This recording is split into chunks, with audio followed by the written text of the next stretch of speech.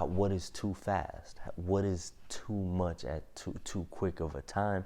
It's hard to really predict. There's times when the country might be in a recession and you might not feel it. Welcome to the channel. My name is Dennis, and today we're going to be talking about the looming recession that everybody is talking about. Is it going to happen? Is it inevitable? Let's waste no time. Let's get right into the content today. Before we do, if you like content like this, leave a comment down below letting me know what you think.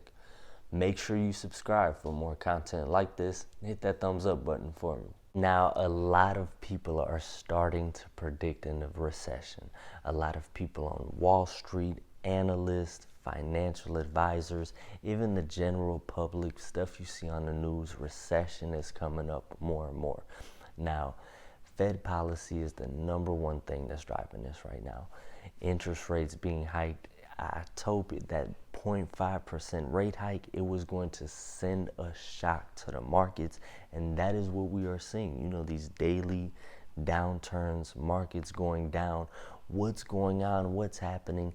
That 0.5% rate hike, it sent a shock to the market, and the Fed is not done.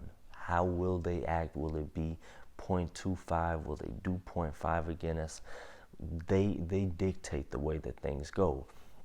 Now, they are fighting inflation.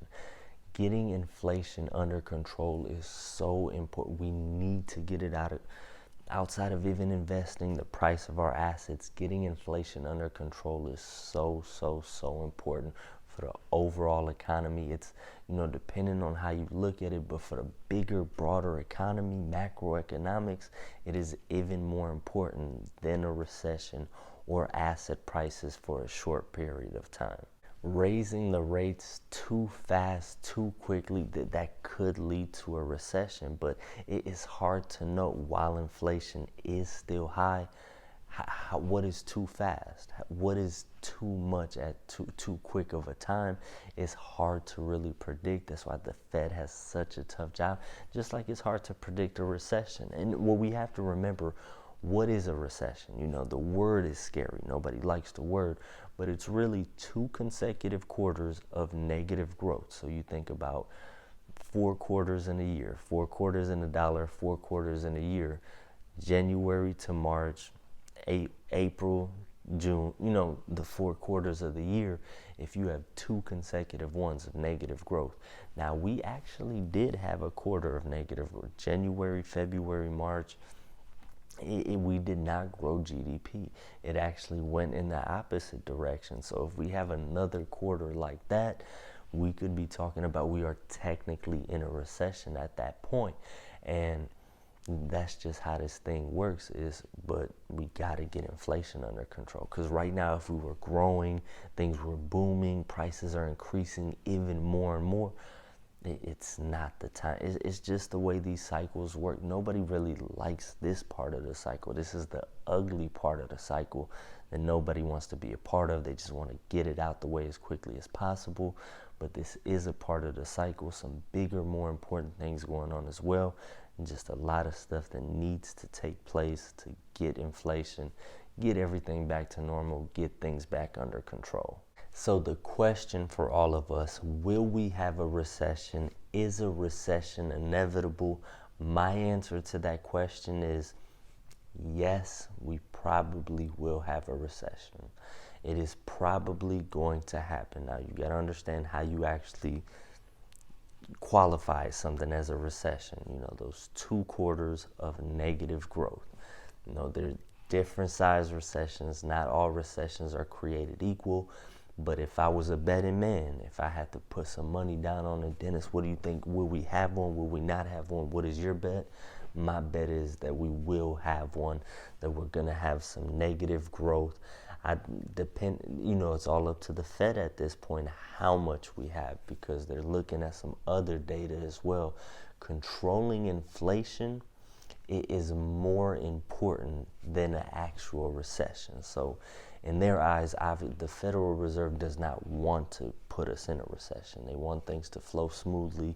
They want inflation to be in check where they want it without a recession. Rates fairly normal. But current circumstances do not allow for that, and this is why they get paid the big buck. They have to act in a certain way to cool things down, because if you don't cool things down, you risk losing control. At a certain point, inflation becomes hyperinflation, hyperdeflation, recession, depression, and the Fed loses control at a certain point, and they're not able to control it anymore.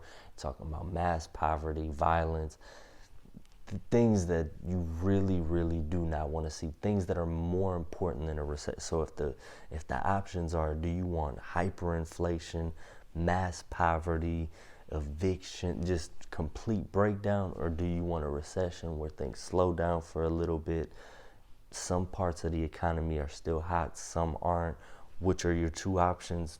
Most people are gonna, all right, we'll take the recession. And the thing is, because not all recessions are created equal. Now we think about 2008 housing market crash, very bad recession. Not all recessions are quite like that. There's times when the country might be in a recession and you might not feel it. You might be in a industry or a part of the economy that is still booming, that is still doing good. You might be working extra hours, extra pay, competitive, all positive things, while another part of the economy is struggling. People might be losing their jobs and going through a different thing. So understand, not all recessions are the same, and you might not be as affected. Some people might not even know that we are in a recession while we actually are. The way that the Fed increases the rates and plays with the rates at this point is going to be the key. It is going to be the critical thing in this entire situation. So next time when they do you raise it 0.5 again? Do you do 0.25? My guess would be the next time it should be 0.25. You did the major 0.5 bump, you sent the shock. Now you do a 0.2, you keep the ball rolling, but you kind of, do it in a more controlled way. Don't send another 0.5% shock. I'm not saying that's what they might do another 0.5. That is what you do a 0.25 now. Keep fighting inflation, but now you kind of throw that, you don't throw your haymaker, you just throw a jab at this point at it.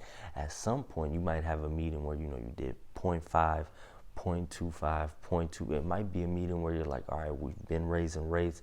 Let's not raise rates during this meeting. And then the next one, you continue. The way that they do, and they have all the data, information. These men are smarter than me, men and women. They're, very educated people, but strategically raising rates, the way that they do it is ultimately going to be the key that's going to determine if we end up in a recession or if we don't. If you like content like this, leave a comment down below letting me know what you think. Make sure you subscribe for more content like this and hit that thumbs up button for me.